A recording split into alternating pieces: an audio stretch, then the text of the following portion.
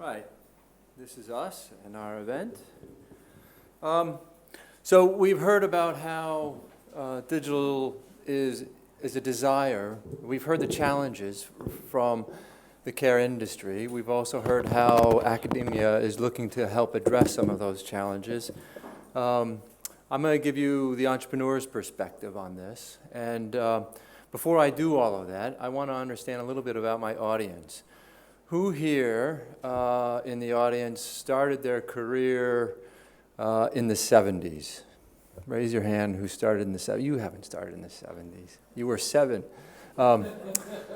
In the 80s? In the 90s? Have I missed anyone? Right, okay, very good. I started my career in 1985 in the Ron Reagan Star Wars program, and we shared one PC amongst 70 people. And when I walk into a care home today, I feel like I'm back in 1985. It's one PC shared amongst the entire staff, and there's a queue. And it's not a new PC, and it's a PC. It's not a mobile, it's not a tablet, it's a desktop, and it's an old desktop. That's the reality of most homes today. I know there's lots of technology that exists out there today, but for one reason or another, it's not getting to the people that we're talking to today, or talking about today. I used to work for a company that developed prescriptions that you could only get by, an app that you could only get by a doctor's prescription. And the reason is that it was clinically proven to manage your diabetes better than medication. And these kinds of solutions, for one reason or another, have passed by the segment that we're looking at. Some of it's cost, some of it's fear, some of it's just human emotion. But for one reason or another, the digital transformation has passed this sector by. Now, when I talk about innovation, the care sector is not about technology. It's about people helping people, and technology needs to be the platform to help other people. So when we talk about innovation in this space, it's innovation around supporting people delivering services to other people. So when we talk about innovation, it's not technology-led. It's not a hammer looking for a nail. It's understanding the user needs. And so there's something around design, user-centered design is missing from a lot of the technology. So when we say that there is technology that exists out there today, my premise is that it's missing the user-centered design. Having said that, we've never lived at a better time to provide these kinds of services. Today, every one of us carries a supercomputer in our pocket. I used to build satellites for Lockheed Martin in the 90s. And the gyroscopes that you have in your phones in front of you today are more powerful and better performing than what is in satellites above our heads today. Inmarsat broadband satellites today are not as powerful as the gyroscopes in your phones today. Battleships of the 1990s don't have as much computing power as what you have in your hands today. How do we use this technology for something meaningful?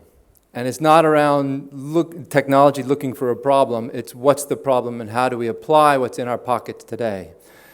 And that's what we have done. So we've taken what exists in carers' pockets today.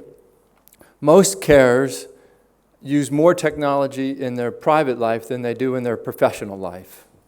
If you're a younger carer, you want to use these things, and you're actually held back in the office. Most care homes today have a policy that doesn't allow you to carry your mobile phone on the floor. And some of it has good reason, and some of it is just fear. And we need to get over that fear if we're going to deliver transformational change in this sector. So what we have done is something that looks a bit like this, and hopefully I'll be able to give you a quick demo of it. But this is simple. This is, and I'll go through, this uses user-centered design approach to deliver productivity gains. In the average care home, we can deliver an extra 1,000 hours of care with no extra staff, with a responsive web design, simple responsive web design. And I go back to your own personal experiences. When the first time you used a desktop PC or a mobile, and you're like, wow, I can do all of this very amazingly. Well, the care home, our reference site is up in Middlesbrough, and the dramatic change that we saw in the staff is like, well, what happens to my monthly care plan assessment? How do I go and do that? Where do I find all this information? We said, well, you press this button. Oh my God, I get a Saturday back. I used to come in on a Saturday and go through 40 binders. 75% of care homes today are on paper. And what they do is they go through, they do the daily diary and they put in there, and that piece of paper is lost. That information is lost. So when we talk about IoT and the opportunity for data, how we capture that data and mine that data for better care is the real opportunity here. So really, what we're about here is gaining trust. We deliver immediate productivity gains for the average care home, but the big win is in the data that we can capture. And we can know of problems before the resident does. We can help the resident avoid GP practices or hospitals, which are dangerous places for elderly people. What we want to do is keep them out of hospitals, and we can do that with data. So with our pilot, we're capturing 5 times more data. The average written amount in the daily diary for each resident was less than 100 words. We're now close to 500 words for every resident. And that's simply because they're comfortable using it, and it's with them when they need it, where they need it. And more transparency. So, for instance, our reference care site, the owner of the home used to get up at 3 a.m. and drive to the care home to see which one of his staff was asleep, because the night shift is hard. Caring is hard. These guys get paid less than the barista at Nero. They can get more money stacking shelves at Asda. They've got a tough job. CQC's on them. They don't get paid much. And so, you want to support them in providing better care, and you can do that. And the owner of the home can see that immediately. And so you have transparency that's easy to deliver.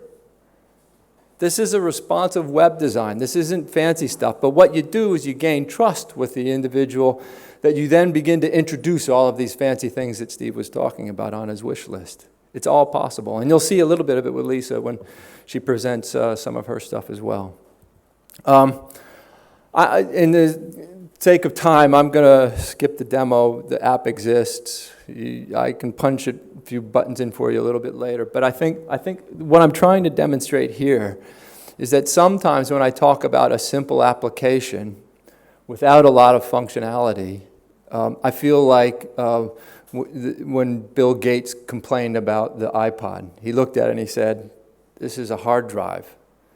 And I think what you need to do is see it for what it is and what the users want. And what we've done is provide a daily diary and a care plan that drives real productivity gains without fancy stuff. So it's design simplicity and user-centered design approach, in this instance, is a real winner. So, but for us, it's not about the technology. It's enabling more care, more personalized care, so that everyone benefits. The carers benefit, the homeowner benefits, but the resident gets over 1,000 hours of extra care in the average year. Thank you for your time.